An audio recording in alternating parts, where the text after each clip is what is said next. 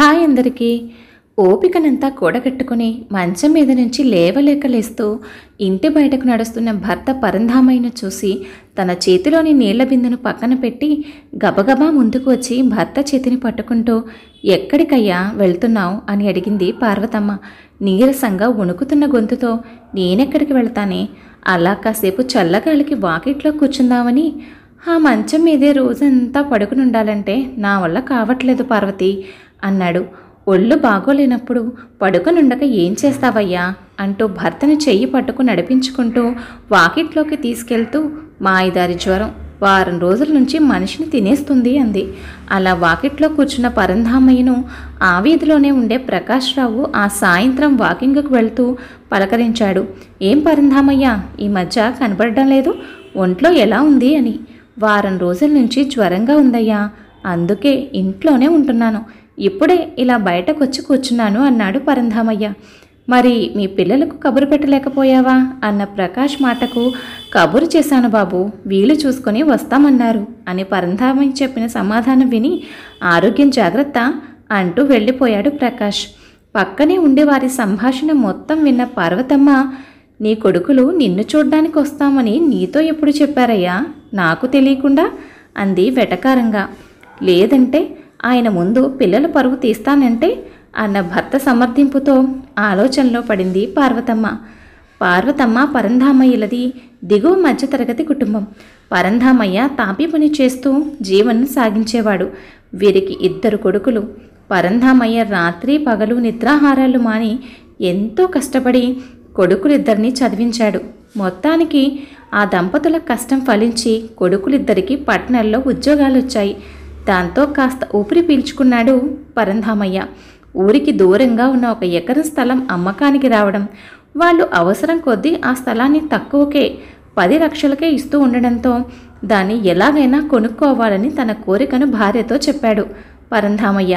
భర్త మాటలు విన్న పార్వతమ్మ, ఇప్పుడు మనం ఉన్న పరిస్థితుల్లో అప్పులు చేసి ఆ స్థలం కొనడం అవసరమా అంది.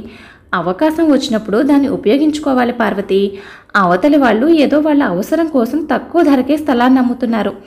ఎలాగో మనం ఇప్పటి వరకు పోగు చేసిన డబ్బు ఓ 5 లక్షలు ఉంది కదా, మిగతా డబ్బు నాకు తెలిసిన రెడ్డి గారు వడ్డీ లేకుండా అప్పుగా ఇస్తానన్నారు. అయినా ఎన్నాళ్ళని ఇలా అద్దె కొంపల్లో గడుపుతాం, మనకంటూ ఒక సొంత ఇల్లు ఉండాలి కదా. మనం తిన్నా తినకపోయినా మనకంటూ ఒక నీడ ఉన్నప్పుడు గుట్టుగా అందులో పడి ఉంటాం.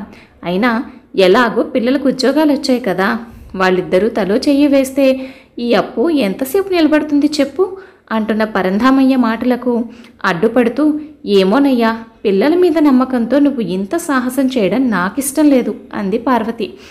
అంతా నేను చూసుకుంటాను కానీ నువ్వు ఏమీ బెంగ పెట్టుకోకు అంటూ భార్యకు ధైర్యం చెప్పాడు పరంధామయ్య. అలా అనుకున్నట్టుగానే భార్య వద్దన్నా వినకుండా తన కోరిక ప్రకారం అప్పు చేసి మరీ స్థలాన్ని కొన్నాడు. స్థలం అయితే కొన్నాడు కానీ దానికోసం చేసిన అప్పుని త్వరగా తీర్చేయాలి అనే ఉద్దేశంతో ఆ రోజు నుంచి మరింత కష్టపడ్డాడు పరంధామయ్య. ఇంతలో కొడుకులు 2 పట్నంలోనే వాళ్లకు నచ్చిన అమ్మాయిలను చూసి పెళ్లి చేసుకున్నామంటూ ఫోన్ చేశారు. ఆ కొడుకులు 2 కూడా పెళ్ళిళ్ళు ఎలాగో తల్లిదండ్రుల సమక్షంలో చేసుకోలేదు. కనీసం పెళ్ళయ్యాక కూడా తమ తల్లిదండ్రుల ఆశీర్వాదం తీసుకోవడానికి ఊరికి రాలేదు. అలా కొడుకులు చేసిన పనికి బాగా బెంగపడిపోయారు దంపతులిద్దరూ. కొద్ది రోజులకు తేరుకుని ఎలాగైనా స్థలం కోసం చేసిన అప్పును తీర్చేయాలని, ఇక కొడుకుల మీద నమ్మకం పెట్టుకుంటే లాభం లేదని నిర్ణయించుకున్నారు దంపతులిద్దరూ. అప్పటినుంచి పరంధామయ్య ఇంకా ఎక్కువ కష్టపడుతున్నాడు. భర్త పడుతున్న కష్టానికి చేదోడు వాదోడుగా ఉండాలని పార్వతమ్మ కూడా 4-5 ఇళ్లల్లో పనులు చేసేది. అలా మొత్తం మీద 2 కష్టపడి 2 సంవత్సరాల్లో మొత్తం అప్పును తీర్చేశారు.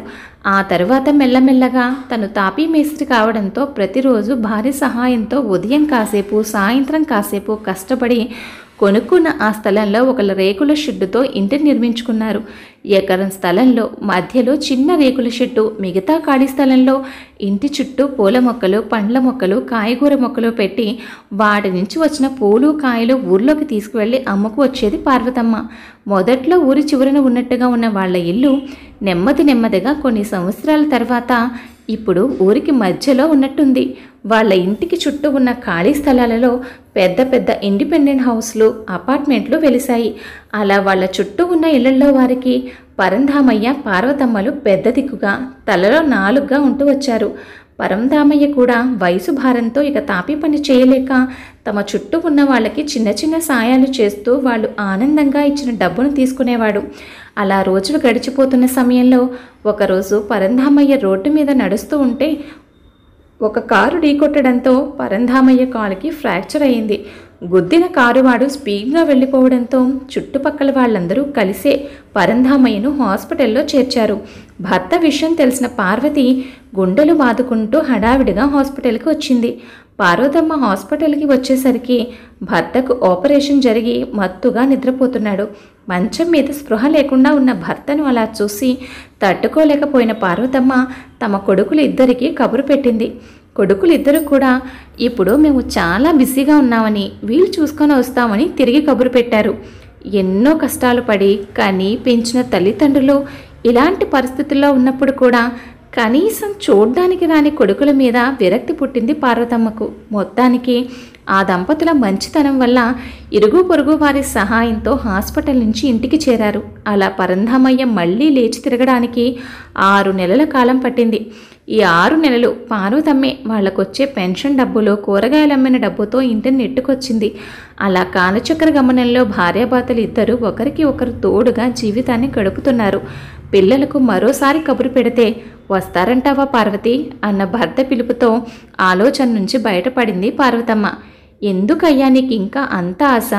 నువ్వు ప్రాణాపాయ స్థితిలో ఉన్నప్పుడే రమ్మని కబురు పెడితే ఇప్పటి వరకు తొంగి చూడ్డానికి కూడా రానివారు ఇప్పుడొస్తారని ఎలా ఆశపడుతున్నావు?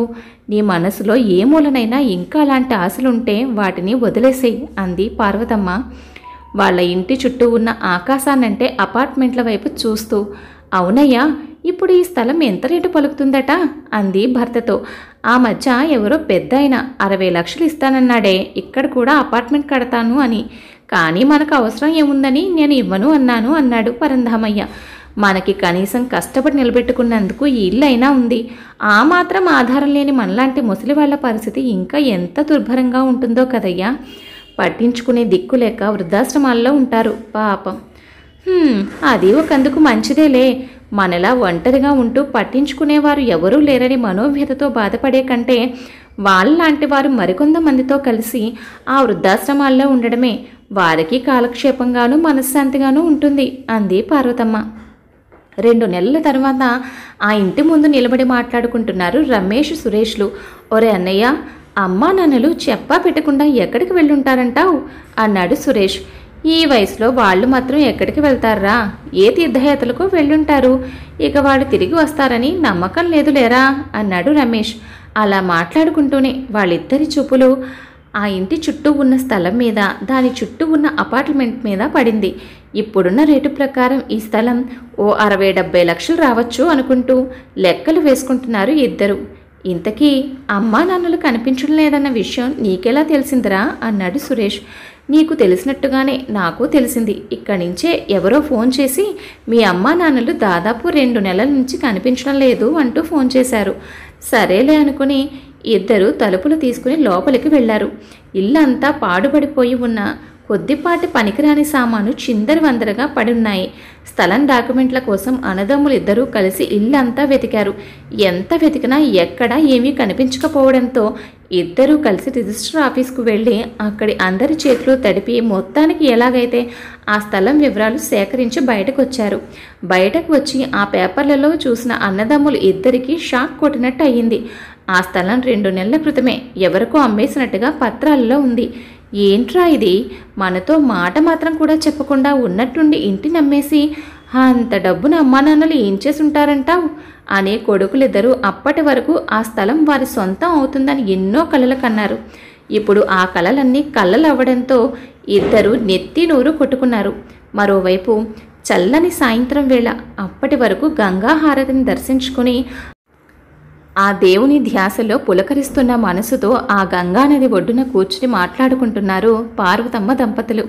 మనకన్నా అదృష్టవంతులు ఎవరుంటారయ్యా? జీవితం చివరి దశలో ఆ శివయ్య పాదాల వద్దకు చేరుకున్నాం. మనకు తోడుగా మనలాంటి వారు చాలామంది ఉన్నారు ఇక్కడ. మనసులో వేరే ఏ ఆలోచనలు లేకుండా ఈ ప్రాణం ఉన్నంత వరకు ఆ శివయ్య పిలుపు కోసం ఎదురుచూస్తూ ఆ శివయ్యను స్మరిస్తూ సంతోషంగా గడిపేయడమే మనకున్న ఏకైక పని అంది పార్వతమ్మ. కథ విన్నారు కదండి. కథపై మీ అభిప్రాయాన్ని తప్పకుండా కామెంట్ చేయండి. మరొక మంచి కథతో మళ్ళీ కలుద్దాం. ఉంటాను మరి.